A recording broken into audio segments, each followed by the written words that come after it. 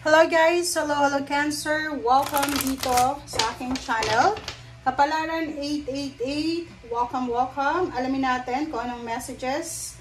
Ito ay para sa lahat ng Cancer. Last week ng March 2025. I hope na makuha mo yung energy. I hope na resonated ka dito. Okay, pasensya na. Kung medyo madilim guys, hindi ko matimpla yung ilaw niya. Okay, Cancer.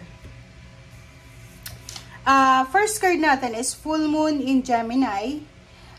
May mga Cancer dito na parang maraming nagbabago sa buhay nyo.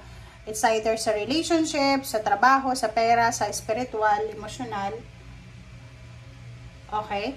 And dito sinasabi ng baraha na nahihirapan tayo na tanggapin. Yung parang maraming nagbabago sa paligid natin, nagbabago sa buhay natin, na hirap tayo na tanggapin ito.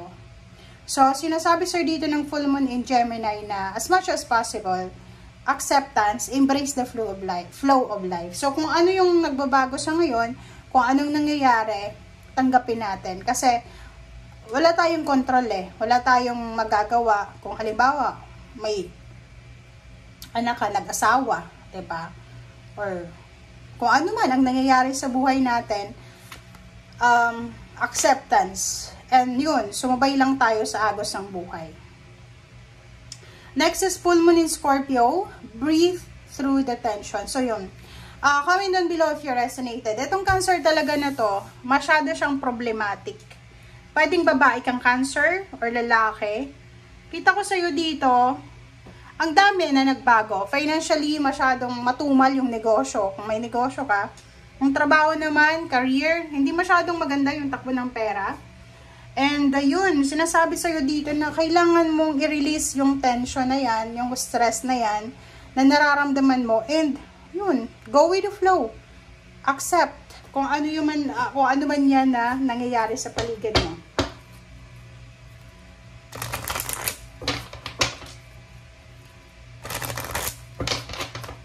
Okay, Cancer. Kumuha tayo dito ng 2 cards.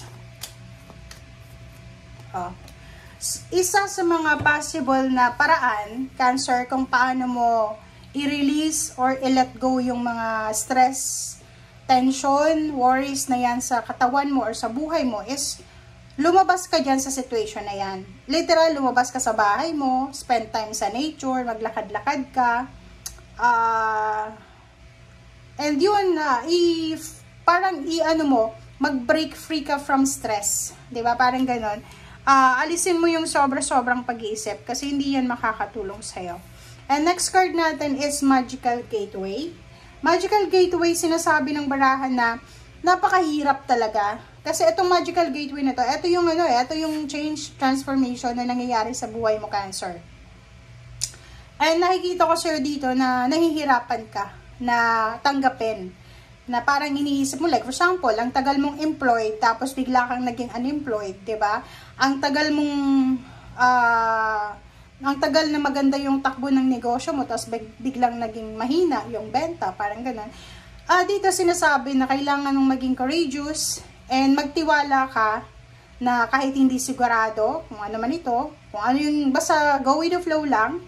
And sinasabi ng baraha sa'yo dito na kung may mga i-offer sa'yo ang universe, ang ating Panginoon, na solusyon, resolution, or anything na pagbabago, tanggapin mo siya.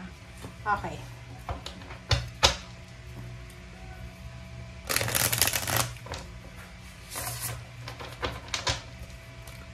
Okay.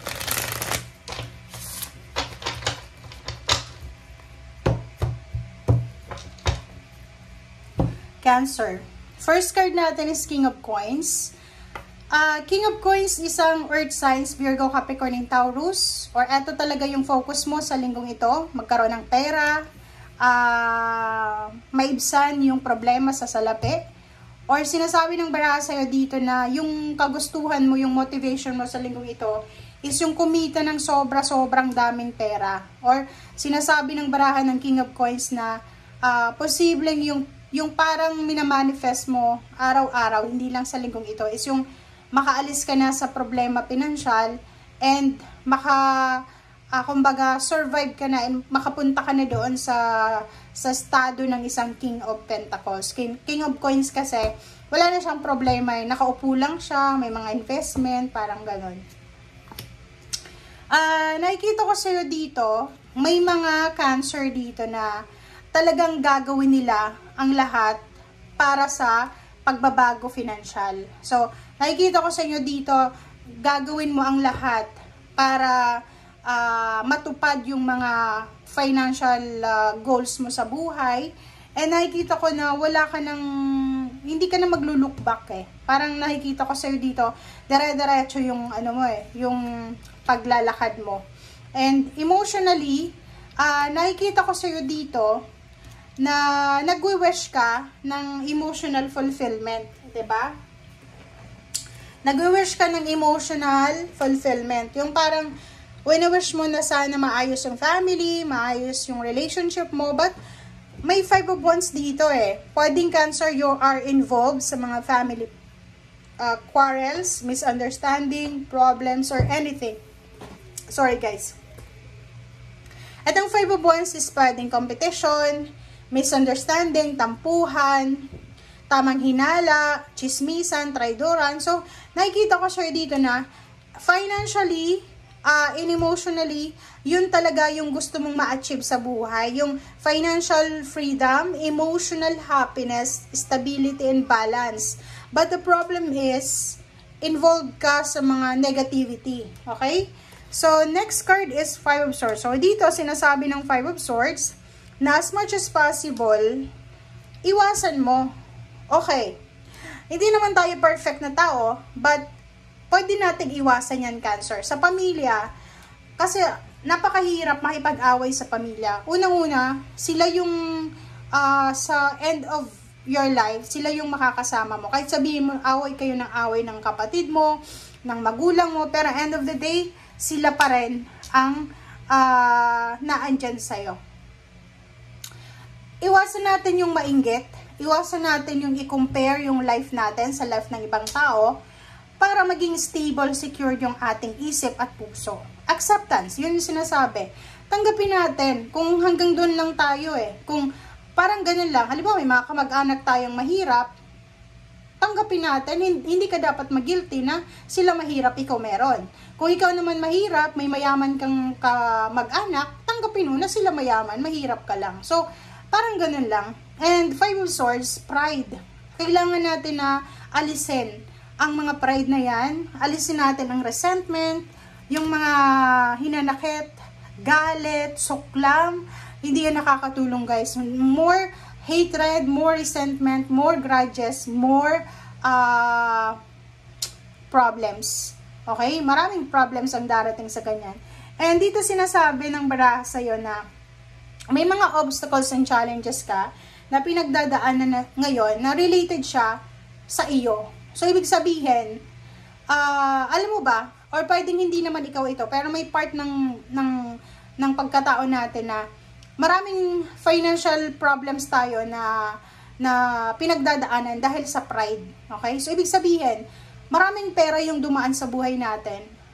At dahil sa pagkikipagkumpara natin sa kamag-anak natin, kaibigan, kapitbahay na siya, may bagong kotse, siya may bagong sasakyan, negosyo, may tindahan, may restaurant, may bagong bahay, nagpatayo ng bahay. At dahil sa insecurity or sa inggit or sa selos, gusto kong gayahin, sumangungutang sa bangko. So, yun, masasacrifice yung financial dahil sa inggit. So, dito, sinasabi ng baraha, if you're experiencing na ganyan, yung pinagdadaanan mo sa ngayon, 20% of that is dahil sa nakaramdam ka ng insecurity sa katawan mo before. But, sinasabi naman ng baraha na hindi mo na maibabalik yun, but pwede mo naman yan i-correct. Okay? So, dito sinasabi ng baraha sa'yo na it's either naghihintay ka ng message or reply from someone. And nakikita ko sa'yo dito na mayroong the devil. So, pwedeng marami kang kausap na temptation, maraming nagsusulsol, sip-sip sa paligid mo para masira yung pamilya mo, masira yung tingin mo sa ibang tao, so, or sa taong yan na basta. So, nakikita ko sa iyo dito, darating yung power, darating yung strength sa buhay mo, but yun na nga, gamitin natin yung strength natin sa tama. Okay? So, tingnan mo to. 7 of Cups, 3 of Wands. Nakikita ko sa'yo dito, merong Cancer na pagod na sila sa paghihintay. Kung kailan matatapos itong emotional problems na to. Kung kailan matatapos itong problema sa pamilya, sa asawa, sa anak, or sa financial. So, nakikita ko sa'yo dito na you are powerful. Okay? Pero gamitin mo yung pagka-powerful mo sa tama para maayos itong mga gusot na to. Kasi, unang-una, pride yung dahilan kung bakit ang daming 5 of Wands. Pride ang dahilan kung bakit napapagod ka. Okay? So, kailangan natin na mag-reflect sa linggong ito kung ano yung mga dapat alisin or yung mga dapat na i-maintain. Okay? Thank you guys. Bye!